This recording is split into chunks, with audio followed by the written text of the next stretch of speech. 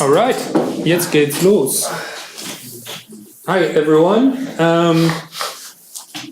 thanks for being here. I'm going to talk to you guys a bit about 5 things I learned building a Saas app with Vue.js. That's a long title, but I came up with a very long subtitle also because it kind of popped into my head when I was done prepping presentation. And that is that developing nice and useful web apps is a lot of work. And many people don't really see that. I think you guys or people here in the audience really do know that. But it's a thing that kept popping up while working on this. So keep that in mind. Let's jump in. A little bit about me. I am actually a former operations engineer. I think it's called DevOps right now, but when I started, it was just sysadmin. And I started doing that in 1998, mostly at banks, financial sector. This was a lot of Java and the WebSphere and IBM stuff. Actually also did some stuff on Windows stuff. Yeah, it was really, really scary. And did that for a couple of years in the banking sector and in the e-commerce sector. I'm Dutch, by the way, so you're going to Amsterdam. I have some tips for you. I studied there. And if you're looking for a hotel, go to Utrecht, actually, because I'm from Utrecht. That's where I was born. It's 20 minutes by train, and it's really nice and a lot cheaper. So talk to me after the talk. Yeah.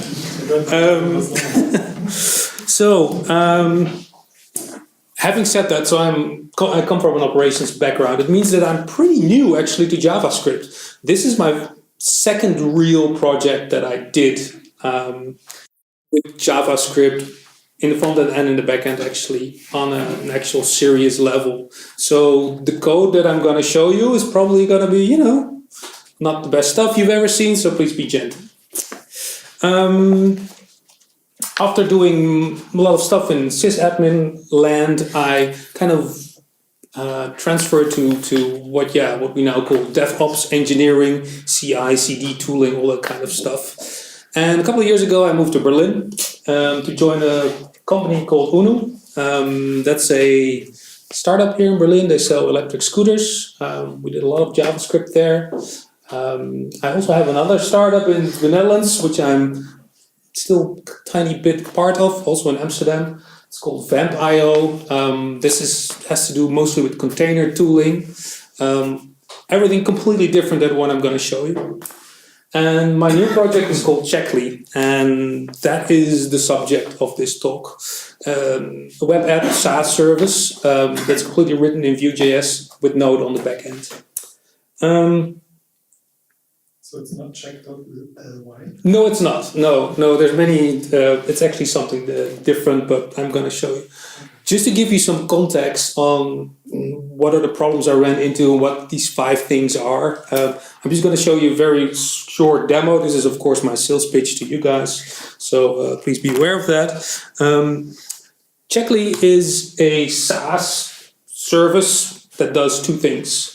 It checks and validates API requests and API backends, and it checks your browser click flows.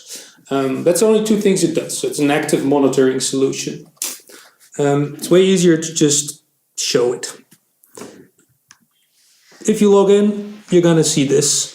We can't Oh, you can't see it. Oh. Command F1. Oops. It's just that I can't see it anymore, but that doesn't matter. Press Command F1. I will Command F1. Yeah. Is this like Alt Q on Windows or? No. Shift clone. Yeah. Whatever. It doesn't really matter. I can show you like this. So Checkly is the first thing you see is a dashboard, and what I have here is 2 things. I have a browser check and a API check. The browser check does the following. It actually runs in the background a piece of code, in this case Puppeteer code. Puppeteer is a pretty new framework from the people at Google, which allow you to script Chrome interactions. Basically fires up a Chrome browser without the display, and you can click through it. Very similar to Selenium or Phantom.js or Casper.js, those kinds of technologies. The only really nice benefit is that it is actually Chrome that's running it. And there's no Java, like with Selenium. And the browser that runs in Phantom.js, for those who know, is based on Qt, which is, not really a browser that anyone really uses. Which means that typically these browser interactions, when you script them, they're kind of flaky and hard to maintain. They don't really do what you see in a browser. At least that's my experience. So that's functionality one. You click together or script together the browser interaction, and you actually use Mocha to assert specific things like, hey, the title should be this. When I click on that, it should be that. Very similar to what you're probably used to writing integration tests. So that's functionality number one. And you get all kinds of things with it. You can schedule it from multiple locations, you get data out of it, etc. Functionality number two is an API check. I'm actually going to click on this one.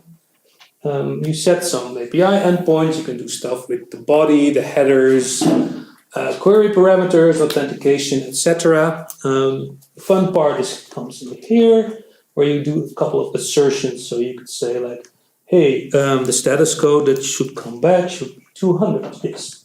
And maybe the response time should be less than, I don't know, a second or something.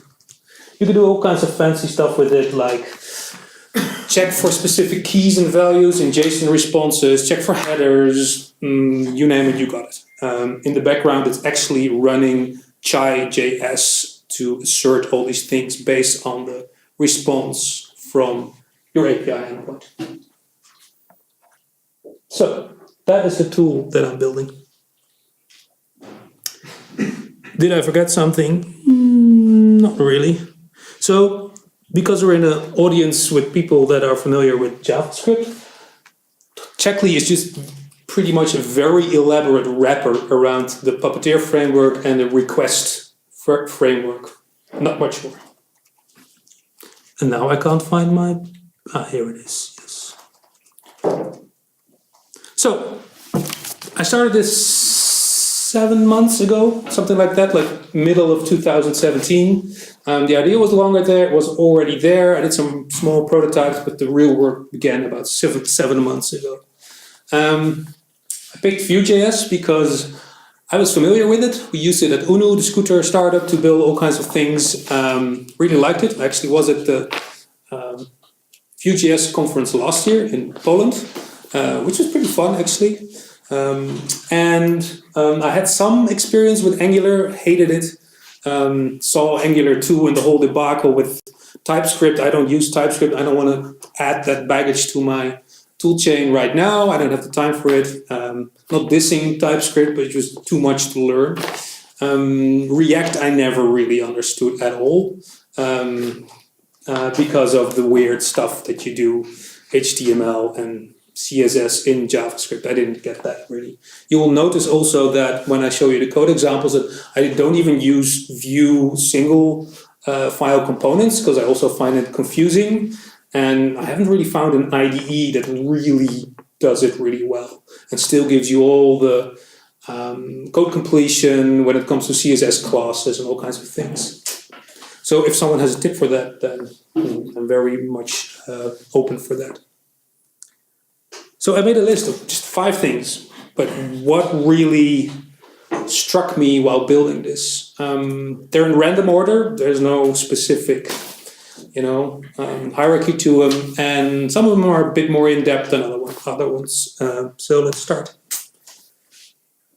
Making authentication not suck is pretty hard.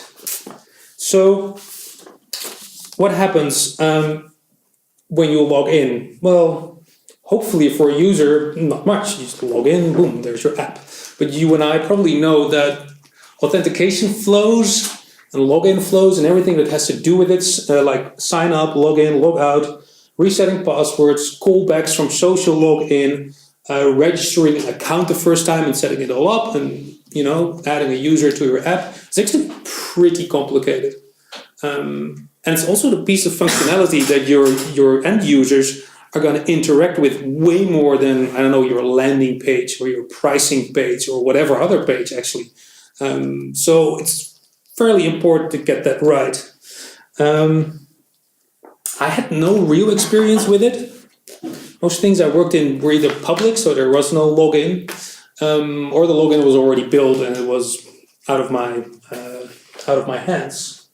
So I looked around for a couple of things, and just to recap, this is the login screen of Checkly, and you can see actually all the functionalities that I just named. You can see in here. This is the login page, but you can also switch to your sign-up page. There's social login using GitHub or Google. Then if you don't want to do social, you just use your username and password, that works. There's your login button, and of course, if you forgot your password, there needs to be some kind of way to reset it, etc. It's a pretty big list of functionalities that lots of people are like, yeah, it should be really, really easy to do. So I looked around for how to do this. There's a ton of write-ups. They're mostly based on Express and Passport. I don't use Express, I use Happy.js in the backend, and so I don't use Passport also. So you kind of have to roll it yourself. Luckily there's a service called Auth0, and I don't know if anyone's familiar with it.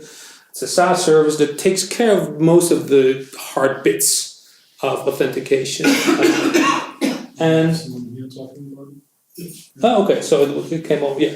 I really like it, it's a very good service, but it's basically not the topic, it's just here, it's doing stuff. So I'm going to show you how I hooked it up to my code. And this is a diagram of actually what's happening in Checkly when you log in.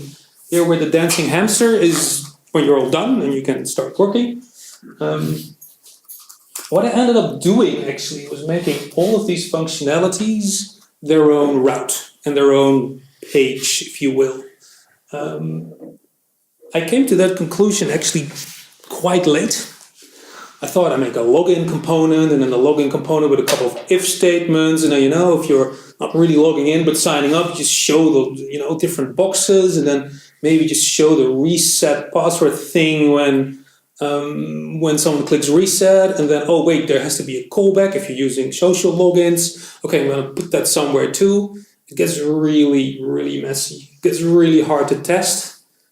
And also, it gets really hard to create links for it. Like, go to checkly.com/signup or /login. So you end up using routes, and you end up mapping components to those routes. And I'm just going to show you one of these components in my IDE, and then I'm probably going to have to switch that over to this screen. Yes, I do. Here we go. Oh, yes. Am I in the right code base? I am. Yes. So, should I blow it up a bit? So I don't want to actually convince you guys that I have. Is this correct? No, I'm completely not on the right thing here. I'm just going to navigate to it. Oh, I'm on the back end. I drew over the wrong code base. Boom, here we go. That is front-end code. Login. Yes, here we go. We don't need this anymore. Okay, slow it up a bit. So I'm not going to pretend to have, the best solution, but there's a couple of things that are maybe not immediately clear on how I solved this, but I'm going to talk you through it. In the imports, there's one thing to really see. That's this guy, the social login and username, password login from some services component called auth. Everything that's in this service, all the functions, are talking to Auth0. There's zero knowledge about Auth0, the service, the Saas service, in any of the Vue components. They have no idea, because all the interaction with this backend service is called in this service, which is a totally normal JavaScript object. There's nothing really Vue about it or Vue.js about it. I can show it to you. It's just a bunch of functions that import some keys, some namespaces, etc. And actually the Auth0 client library that eases a couple of the function calls that you do. Pretty simple. So what you end up with then is the following. You have one component. This component is mapped to the /login route, and that's the only thing it does. And every time from the template you call, for instance, social login, it actually pipes that through to the Auth0 service right here. Looks a bit like redundancy, but in this way I keep these two things separate. You can also see the other one. There's the username password login service. It's a bit more involved because this one doesn't use a callback. So if you call the social login service, the browser redirects to Google, GitHub, whatever, and the callback comes back, and then you handle that. I can show you that later. The interesting part here is that with the username password login, it is basically synchronous in the backend using XHR calls to Auth0. There's a little thing here called the Vue next tick. I don't know how many of you people use that all the time, but that really had me stumped pretty much for a whole day, because I was getting really flaky results on the data from Auth0 flowing back into the application and being in the ready state, as I call it. Using Vue next tick make that completely rock solid 100% of the time, because apparently the JavaScript engine needed another tick to get everything set up. What happens then is there's a couple of dispatch calls to the store, and these kind of follow the whole process that you go through when logging someone in or signing someone up. I need to fetch a user. This fetch user is actually from the Auth0 backend. Then I need to set a local user account, which is in the local storage. Using this local storage user account, you toggle stuff like login, account data, etc., so you can show it in your app. And you have to separately set the login status, because that can be flipped during usage of the application.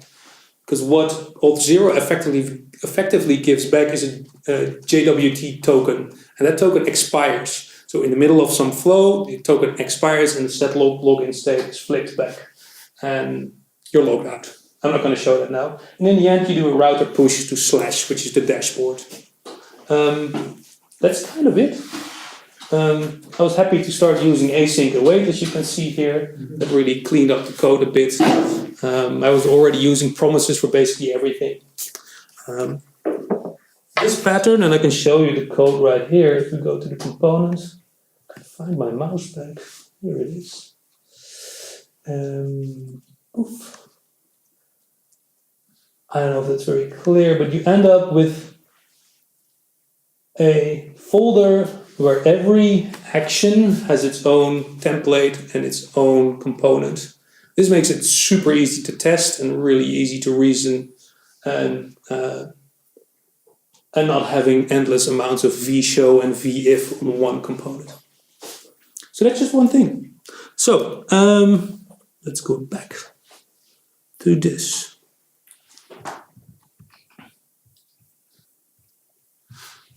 Come on, mouse. Where did you go? Here we go. No. This is terrible. It goes away. In the middle. Ah, it needs to go to that part of the screen. That's very counterintuitive, but okay. So the last thing I want to show you is something like this. What happens if the JWT token expires? How I built this Vue.js app is as a strict client, by which I mean that I don't have any, magic routes on the back end. The Checkly backend is a strict API, REST API, because I intend in the future to actually make it available as an API. This means that there's no real, helper logic in the backend to ease all the user transactions in the front end. So the only thing that happens when a transaction or a call is done to the API backend is that it either passes or you get a 401, an unauthorized.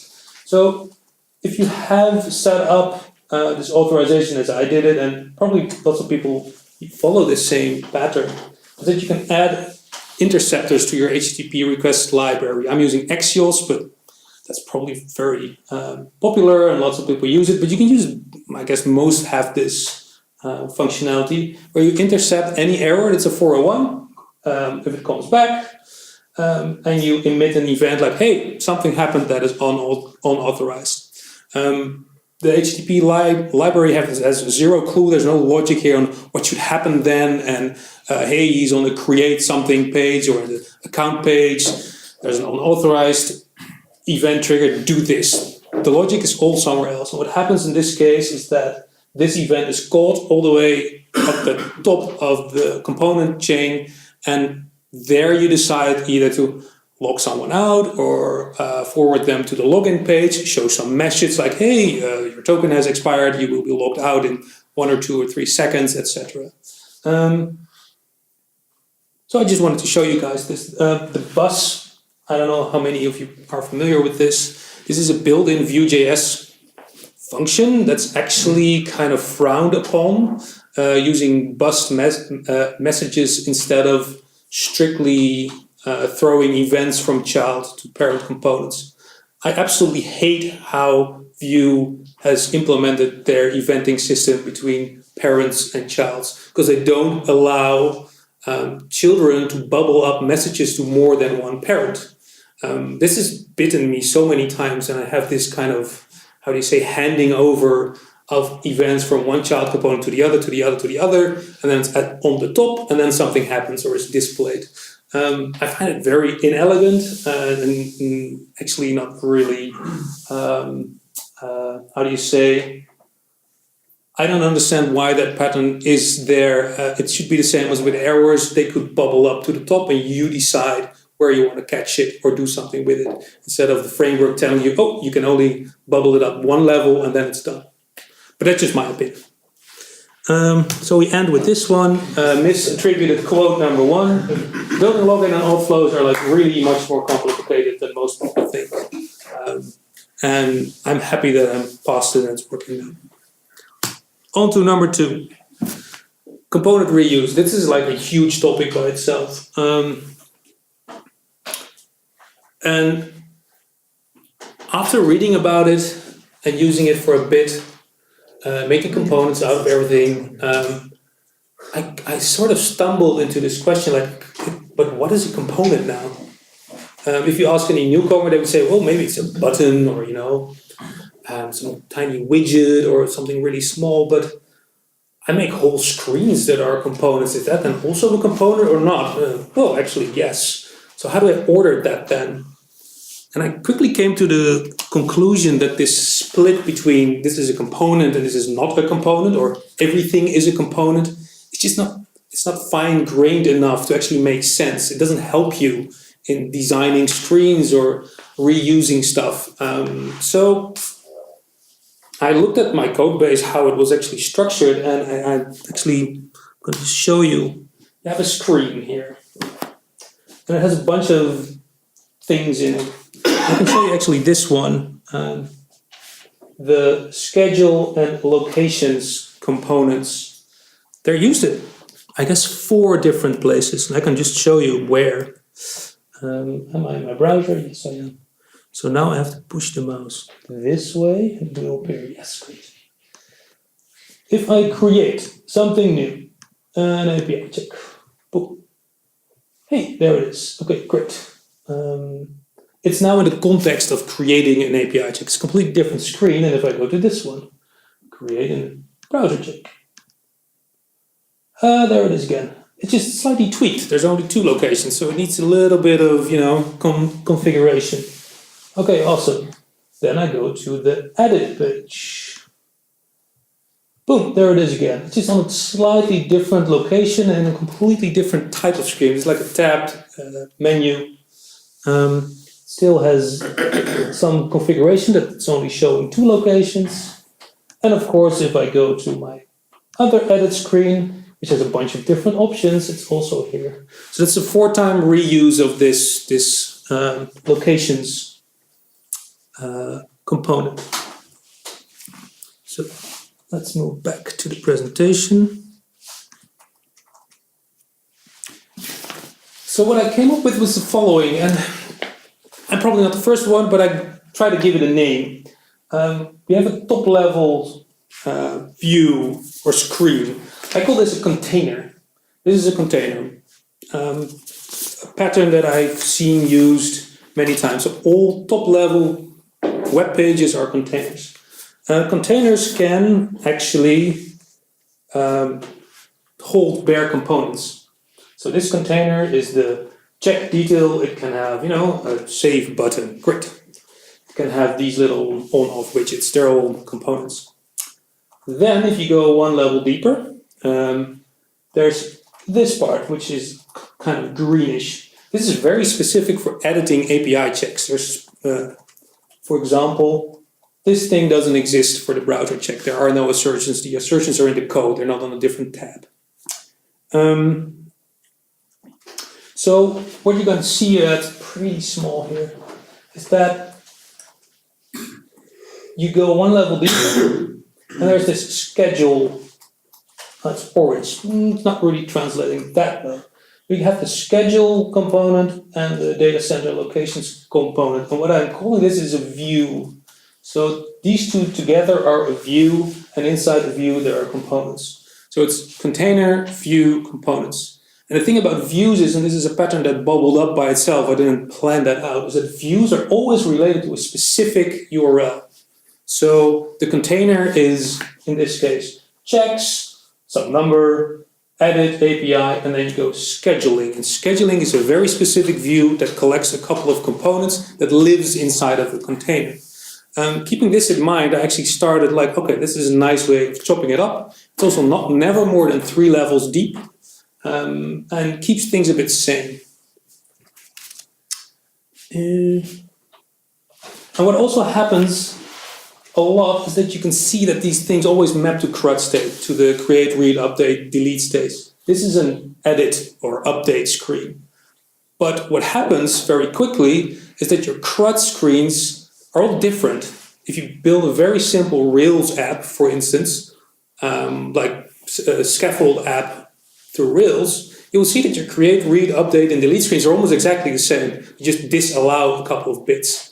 But what I want as an application designer is that my create views, where you create your first check, is completely different than the edit, because you want to, focus the user on different bits. You actually want to leave out stuff that are not relevant during the create bit, but they are relevant during the update bit. So this is where you have to take apart all these components and rearrange them on different types of screen. Well, technically, they're actually doing exactly the same thing. All right, something completely different now. I was coding away, had my first prototype, backend was kind of working, deployed that on Heroku. It's a different story, I'm not going to talk about that right now. And now I want to ship my first prototype. Where are you going to run this? I can decide anything, and I come from an operations background, so I need some CI/CD tool that does testing and pushes it through all kinds of stages, and then deploys it. So I went looking around for all kinds of tools. I'm pretty familiar with AWS, so I looked at their offerings. We have Travis, and then there's all kinds of other things that build and test and blah blah blah. I tried out a couple of them. Either they were a bit expensive, either they kind of weren't doing what I wanted. The other reason that I didn't go, for instance, for I think it was Travis or the other one, what's called CodeShip or something, is that the builds weren't quick enough. They took a lot of time, and I was rapidly doing things and developing on local hosts. As you know, is probably going to be a bit different than actually pushing the production build code to some server and trying to make it work. Even just testing course and origin headers and all those kinds of things, you really want to do that in a real environment. So being pretty comfortable with AWS, I looked at their CLI, and actually it does everything I want. I can push stuff to a bucket, hook that bucket up to the CloudFront offering, and I'm going to show that later. And then that should work. So after going through this whole loop of looking for tools and platforms to take care of this stuff, I just came up with a 3-line piece of code in the package.json in the script section. This is everything I want.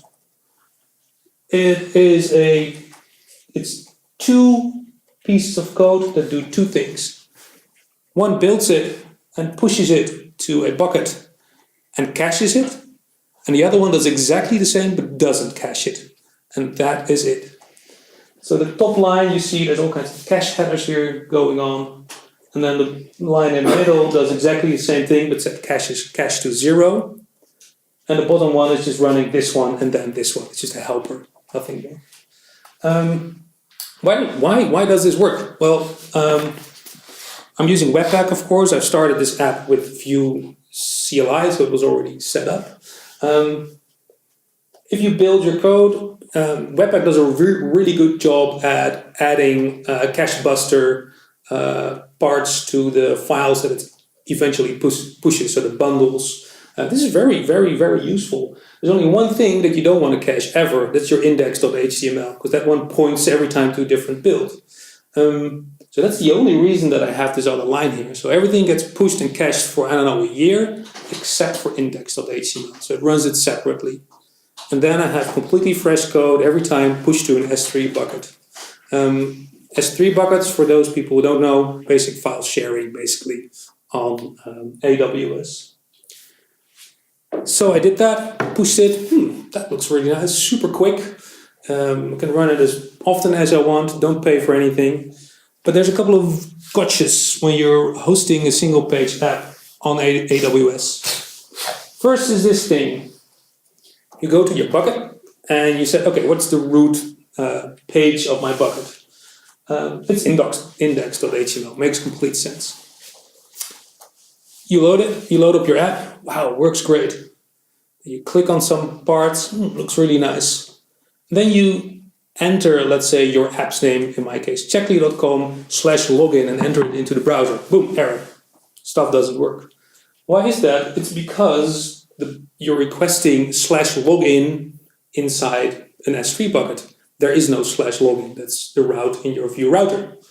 So what you need to do is set the error page actually to index.html. So every time you hit that bucket and it tries to look for a file called login, it will say, it's not here. I will give you back index.html. Boom, your app loads. It looks at your address bar in the history and sees, oh, I need to load the login route now. Great, works fantastic. This is actually pretty well described in most docs. But then I added CloudFront. For those of you who don't know, CloudFront is the CDN where S3 is the file hosting. So the CDN pushes your code to multiple locations around the world, and it's quite a bit of code so that people in Papua New Guinea can also have a very quick loading app if you use CloudFront. And here the exact same thing happened. It had me quite stumped because this is hidden somewhere in the docs, or actually some blog post from 2014 mentioned this. CloudFront has the same thing. You request blah, blah, blah, app.com/login, doesn't exist. Here you go. Here's a 404 or a 403 if you're requesting something else. You also have to explicitly set, like, hey, on these error codes, just give back the index.html. And everything starts magically working. So, another misattributed quote, of course. These caching rules are awesome. It makes everything super quick. You just have to be a little bit smart about it. And if you stick to these rules, you can have this pretty nice working app distribution system for absolutely almost €0 a month. So it's pretty nice. Okay, next up. Embrace third-party plugins, but only when ... So let's take a break for a minute. I've been doing this type of work I'm 38, so 20 years now. And in those 20 years, there's, everything has completely changed. If I show you the books that I learned in school and all the technology we used, I mentioned the WebSphere, Java stuff, it's still there, it still exists, but how we develop applications and all the technology is completely different. My first job was actually being a sysadmin help desk type person for a banking application that ran on Internet Explorer 3 with Java applets as the web components and providing the interaction with the backend. So this is Java running in Internet Explorer 3 on Windows 95. I can tell you that was not either quick, useful, or easy to build. It was terrible. But for them it was the best thing. So that has completely changed. There's actually just one thing that's never, ever, ever, ever changed. And that's the fact that, developing something that's nice and useful and quick to build and quick to change, that's still incredibly hard. It's still as hard as it was 20 years ago. So, and connected to that is that everyone still underestimates this. I am terrible at estimating, at estimating still, and I always tell myself just double it. If you say 3 weeks, it's probably going to be 6 weeks, and I just keep doing it. And I think I've learned something, and then no. This goes for engineers, this goes for managers, this goes for designers. Everyone is really bad at it. Which brings us to third-party plugins and components, because there's always a lot of hype about, there's this new thing here, there's this new thing there, it's React, it's blah, it's bull. And the only thing that actually drives me to use something that's not either built by myself or something that I already have lying around in some old code base is, does it help me to actually go somewhere quicker? And instead of, does it help me to, look flashy or be on the cutting edge of something? If it doesn't, or it doesn't help me get from A to B quicker, I just don't use it. This is also the reason that I don't use these one-page components. So it may seem completely obvious to everyone, but it's often lost. So in my app, I'm using third-party components, of course, because it would be silly to build this myself. It would make totally no sense, and it would cost another year, I guess. And I don't know if any of you guys have ever written Java, but Java has a thing called aspect-oriented programming, and it's kind of not even related specifically to Java, but Java kind of put it in the limelight. Is that everything that's not strictly functional for your end user, as in business value, let's put it this way, which is everything like login, logging on the back end, authorization rules, everything like that, internationalization rules right here. Strictly speaking, they're not adding any value. You just need to be there. They're plumbing. So I always pick out plumbing from third-party components. And I can say from the stuff I've used and I've tried out, these ones are still in the app and they're pretty darn useful, so check them out. The first one is Bootstrap Vue, which is exactly what you think it is. It is Bootstrap in Vue components. It's a bit, sometimes not completely exactly like Bootstrap, but it's very, very well done. And Checkly is completely Bootstrap with some customization, some heavy customization, because I think it doesn't really look like Bootstrap, but it uses all the stuff under the covers with a little bit of styling difference. Very, very useful.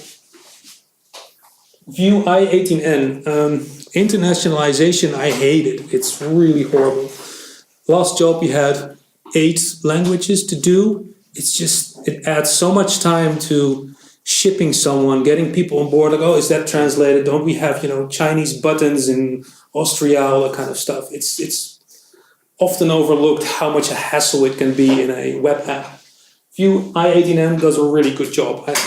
You guys are all familiar, hopefully, with what I18N is. It's the translation for everything in your app, from currencies to, metric values to just the words in a different language. And the last one is Validate. I think there's like 3 well-known validation frameworks in Vue.js. They're all kind of not really nice. This one is the best of the worst. It's not the best one. So if someone comes up with something that kills this, then I would be the first one to jump on board. Having said that, I've used it a ton right now, and it does what it needs to do. The validation framework is basically, hey, is my form filled out correctly? Forms are also one of these things I found out very quickly. Actually already knew, but it was reintroduced. The forms are still, just like login and authentication, super underestimated in how hard they are to do right. Validate does help there, gives you some really nice extension options, because I have some weird things that I need to validate, like button there needs to be in this state, and if that is in that state, then that should be in that state, and da-da-da-da-da. So it's not strictly only is my input box filled or is this radio button clicked. Validate allows you to do that and keeps it kind of in a nice framework. People have any other suggestions on how to make that even nicer? I'm all ears. So those are the third-party plugins that I use heavily. And we're almost at the end. And I have to say that number 5, the Vue.js DevTools is a fantastic time saver. I think I spend at least an hour per day in the DevTools. They are so good, and they've been around already for at least like pretty early on. I think since Vue.js 2.0 shipped, they were in there. They recently shipped a new version 2. Blah blah blah, which adds a couple of functions. And the moment it hit and my browser plugin updated, I was like, this is exactly what I was looking for. And I'm just going to show you why. I have a companion tool. This is something completely different, but not actually. This is a thing called Puppeteer Playground. It allows you to run Puppeteer scripts. You don't have to log in for this. It's just a little, tool that I give to pull in potential customers. And what it does is that it runs Puppeteer scripts. So you click run, throws it into the backend, all kinds of things happen, and then the result is given back. And you're going to see the result here. But this thing has a couple of states. And what happens when I click this button? A call is made to the backend. The backend then checks whether you're not actually using it too much. There's a bunch of rate limiting going on the backend. So if you clicked it 5 times within 5 minutes, it will say, hey dude, stop it. This is a free service. You should, chill out for a minute. That's one state. Then the backend does all kinds of stuff. There's some WebSockets going on. And if the check run actually starts, a different thing is shown, which updates this little box here with a loading animation. And then after the run is finished, the results are piped back over WebSockets, and the results are displayed here. That's a whole bunch of stuff that needs to be going on to actually, flip the images here. And before the Vue.js DevTools 2.x was there, I just had the whole thing set up on my dev box, and I would click something and I wait to the run to finish, just to align the CSS here. And I'm just going to show you what that looks like. Oh, wait a minute. Here, yes. So, app, boom. Data. Let's see what happens here. Oh, it's actually the wrong one. Is running. Boom. That's nice. This is so simple. I just click the box. It goes from true to false. There's a little transition here and a V-show. If the thing is running, show this thing. If the thing is not running, show something else. But before the DevTools, I had to either build my own debug button here to do this, or I had to actually have the whole backend running to do this. I was fooling around with this. It was just very annoying to actually test and design well. even harder was this one, is rate limited. I click it, boom, whoops, you've been rate limited. Normally this only responds to a very specific header that is set in the backend, and creating that header that has a limited is on status, I would have to click the thing 5 or 6 times and then wait till it to load. Or again, I would have to basically build a debug button into my interface to check how this works.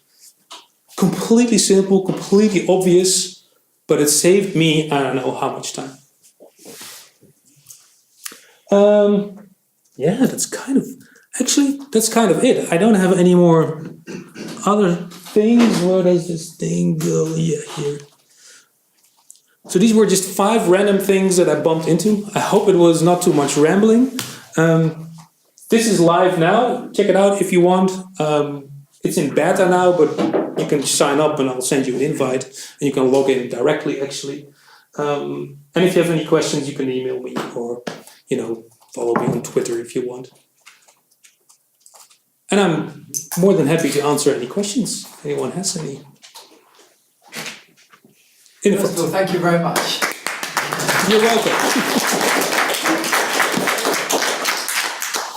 2 questions. Yes. First of all, will this deck be online? Or are you Yes, absolutely. Second question was, you were using Vue.validate. I'm Yes. also using Vue.validate, and that's the one I arrived at as the one to use for Yes. the thing I've been working on. I've also gone through the same pain as you with Authentication and all that. I'd be really curious to see if you found testing Vue.validate or forms managed by Vue.validate, how you went about doing that. I don't do it. Yeah, I wasn't quite sure how to go about doing it either. No, it's one of these things that you bump into that no one tells you, like, oh my god, how do I test this? There you can manipulate like the error bag that they give you, because it's basically just an object. Maybe just for people that don't really know what this looks like. I'm just going to show you the most horrible thing that I have, which is, I think, probably the create something. Which app are we on? Yeah, no. The create check modal, no. It is, I just need to navigate to because I forgot what it was. API check. Yeah, probably this one. This is very typical for this bit here. This is very typical for a piece of, or a template that works with Vue.validate. And this one's actually pretty nice. There's a rule on it that says, hey, it needs to be required. Okay, that makes sense.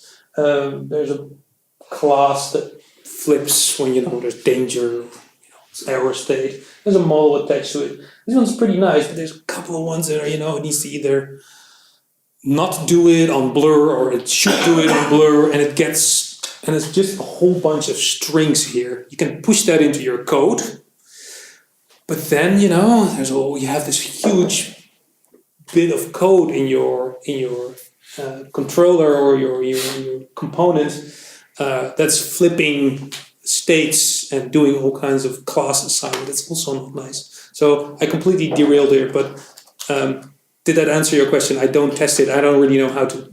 As long as someone else isn't testing it, I don't feel quite so bad. But if anyone has used Vue.validate and can talk about how they went about testing this functionality, I'd be really, really grateful, because I was scratching my head and I wasn't sure if it was down to using next tick in my tests or something like that.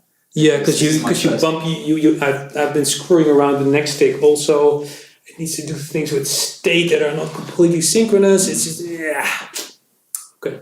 Maybe there can be a talk about it. Yeah, exactly. It should just be tested in the validate library itself. Actually, that the validation logic is working. You shouldn't test it in your own application. And if you see a bug, just find a bug and add a test there. So I looked at their tests, and they didn't have any tests either. So I'm trying to work out That's probably not the right way. So this is the thing that was so frustrating. I thought, well, how am I supposed to test if this is behaviour isn't here? Because if I want to test tests, they need to have some tests for me to trust, for me to use. Yes. So that was kind of that was part of my question. Which brings me back to this. it's very rare to find a third-party plugin that's actually really good and you can really rely upon. But you have to weigh off the benefits. Do I want to build it myself, make it super nice? I would be not doing check in the Vue.js validating plugins. I'm still working on tests for this. Yeah, correct, correct. Addition, I was in speech on the last is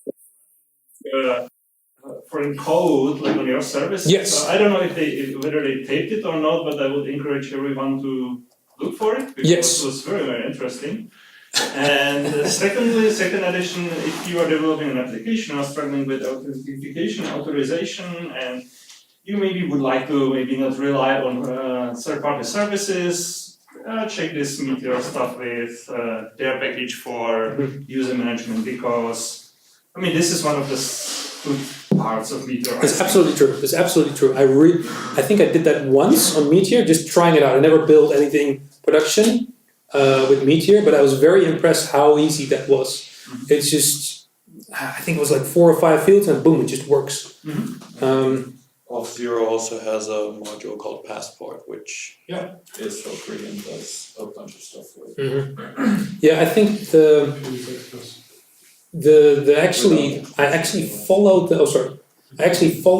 Auth0 Vue.js guide, like how do you make that, and it does work, but there's actually a couple of errors in. For instance, the Vue next tick is not in there, so it's a bit flaky. And as you might have noticed, I'm a bit picky about how things look and where the buttons are and what the actual flow is. So in the end, I just ended up ripping it all to pieces, and then you see how much of a